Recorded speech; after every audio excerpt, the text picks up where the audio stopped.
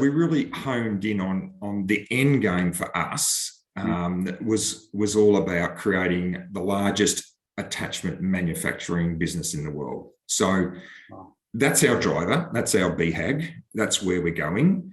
And once we made that decision, then everything started to fall into place. Yeah. So joining me on the line today, we've got Stephen Pietsch from Scorpion Technical Services. Welcome to the call, Stephen. Thanks, David. Look, I suppose today's really business insights, understanding a bit about you and your business and what makes you tick. So maybe give us a bit of a snapshot of what Scorpion does. Okay, so Scorpion is a technical organisation that helps our customers grow. We provide technical support where we take workflow out of their manufacturing systems. We design it, make it for them overseas from one of our factories, and then bring it back and they plug it straight into their manufacturing platform. Right. So really getting to the nitty gritty, it's about construction and machinery, right? So we have two main markets. Yeah. The older and existing market was the construction industry, and specifically we have products that go onto hydraulic excavators. Yeah. So that's a national market, and we have spare parts for that industry. Yeah. And on the other side of it, we work with the agricultural machinery manufacturers, so particularly in the air seeder range. Mm-hmm. So our expertise is in taking products that they fabricate together, spend lots of labour on, spend lots of time and effort on, and we cast them or machine them overseas and bring them in, and they just plug them straight into their proprietary systems. Yeah, awesome. So what I love about your story is how you and Max started this business, because we've been sort of working for a little while together, but it's a fascinating story. Do you want to give us a bit of the sort of background and how you got to where you are? So Max and I have been working together for maybe 10 years. Mm-hmm. So Max has an engineering background. I've got a commerce and sales background. Yeah. And we had a vision that, hey, what we wanted to do was we could see where global sourcing is going, and we could see the issues that everybody was having from China. And this was back in 2010. Yeah. And Max he's an Aussie citizen, but he's a native Indian. And so the concept was we went over and did our research and discovered, hey, this is the place that we need to start investing in. Yeah. Anyway, so this organisation that we work for ended up going into liquidation, and Max and I were fortunate enough to be able to salvage the remnants of it from the liquidator, because all we really wanted was the IP and a couple of key people. And I think that with that, we were able to put the rest of the structure in and around it. So you basically bought this company that was on its knees and in liquidation, and literally... What we did was we didn't even buy the company. We just bought a couple of assets that we wanted. Yeah, gotcha. Basically, we just bought some intellectual property. Yeah. And then two people. And of course, then because of the know-how, we had the customer base that came with it without even having to buy it. Yeah, right. Fantastic. So tell me, that was probably about 4 or 5 years ago?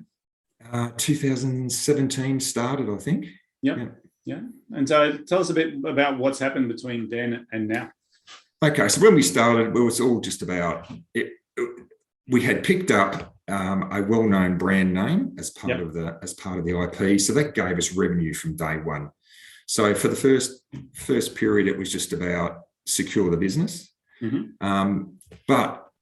And especially after we met you, David, we actually got our vision together, our vivid vision, and we got our thinking together. And so we really honed in on the end game for us. That was all about creating the largest attachment manufacturing business in the world. So that's our driver, that's our BHAG, that's where we're going. And once we made that decision, then everything started to fall into place. Yeah. So the two Australian divisions, the Ag and the Earth Moving, really they're a means to an end. We do them because we're good at it, Yeah. We've got good customers. Our customers are growing. It provides us with revenue and cash. But the end game is that's all sundry. The end game's all about what we do with our manufacturing plant in India. Yeah, right. Right. So there's a really quite a big picture here, global domination almost. Yeah, well, you got to have a vision. You got to have somewhere that you want to go. It excites us. It excites everyone around us. I mean, India, when we started it, it was a little engineering consulting organization that had, like 3 people in it. Yeah. And we bought our first factory or invested in the first factory right at the start of COVID. Like we signed up in February 2020.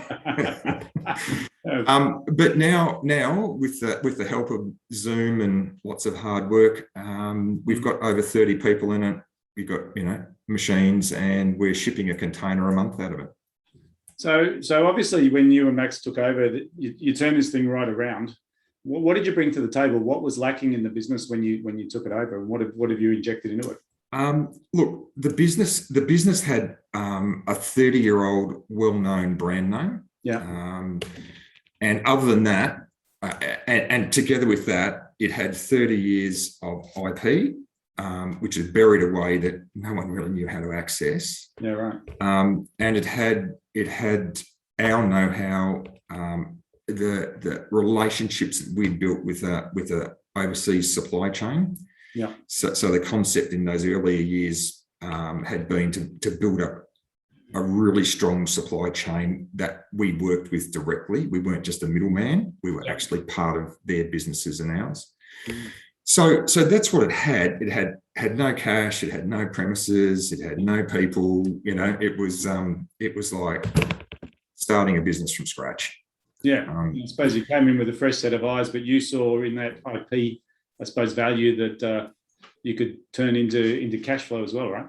Correct. Yeah. Now we saw that we sort of knew where it was going. And then once we sat down, and you remember the early days, we sat down and we worked out who's doing what and where we're going and what we really want. And then it all just became exceptionally clear. Yeah. So now it's every decision we make is based on where we want to be in 20 years' time. Yeah, fantastic. That probably neither Nine or Max will be there in 20 years' time, but that doesn't matter. It's about taking an organisation on a journey. Yeah, making strategic decisions. So that's great. So let me ask you, what do you think sort of, okay, here's an interesting question. Best piece of business advice you've ever received? I remember reading a book by Chainsaw Al Dunlop that went back many years, and it just talked about the 4 basics, if I can remember them, of a business. And he used to do lots of turnarounds, and it was very similar to this, but it was, started with cut costs, get a real strategy, get good people, and focus on core business. And I think everything I've done, sort of those 4 things keep coming up. Yeah. And like the main thing here is, if you can have whatever you want, but if you haven't got good people, and if you haven't got a path to access to cash, things become very difficult. Yeah, right. Because you guys you were doing it hard at the start. I remember it was sort of like on a shoestring, and it's only now that you're starting to see the fruits of your labour. And you've done that in a sort of depressed economy as well. So, well, it's sometimes things are meant to happen. Like I think, as we've often discussed, that it's important that you don't let COVID run you. You have to actually take it as an opportunity. And I think we had no choice. We had a manufacturing facility in India. We had a partnership in China, and 90% of our product comes from those 2 places. So we had to make it work, and we've just, the ability to encapsulate Zoom and use the features of it. It has been probably one of the biggest things we've got. Yeah. Fantastic. So let me ask you, just in wrapping up, if you had some advice for other people who are sort of in a scenario where they're taking off with their business right now, what are the key things you would recommend to them? Get a coach. No, serious. It's serious. It's been great. So get a coach. You've got to work out your strategy, work out where you want to go, what you want long term. I mean, yes, the here and now is about generating some revenue as quick as you can and turning that into some cash. But if you don't have a strategy, and then if you don't surround yourself with good people, they don't necessarily have to be employees, but you've got to have access to people who can actually add value to what you're doing. And then after that, just make yourself redundant as fast as you can. So just put people into roles that take time out of your day, so that you can actually then focus on either winning the next big customer or working on where you want to go long term. Yeah, fantastic. Now, just last question: any books or podcasts that come to mind as something you're listening to at the moment, or you sort of? No, look, I live by my scaling up, as you would well know, David, which you probably can't even see. No, we got a glimpse, but it's a great book. So no, Vern Hamish's book, Scaling Up, that's our Bible internally, and along with that, the other one that I've read recently is Rocket Fuel.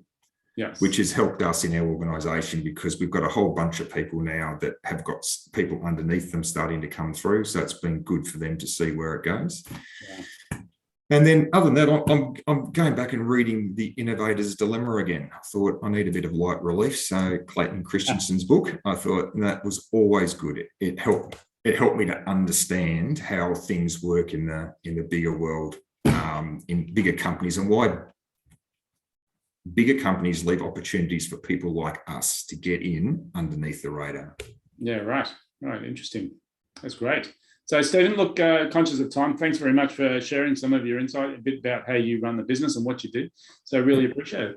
Okay. Thanks, David.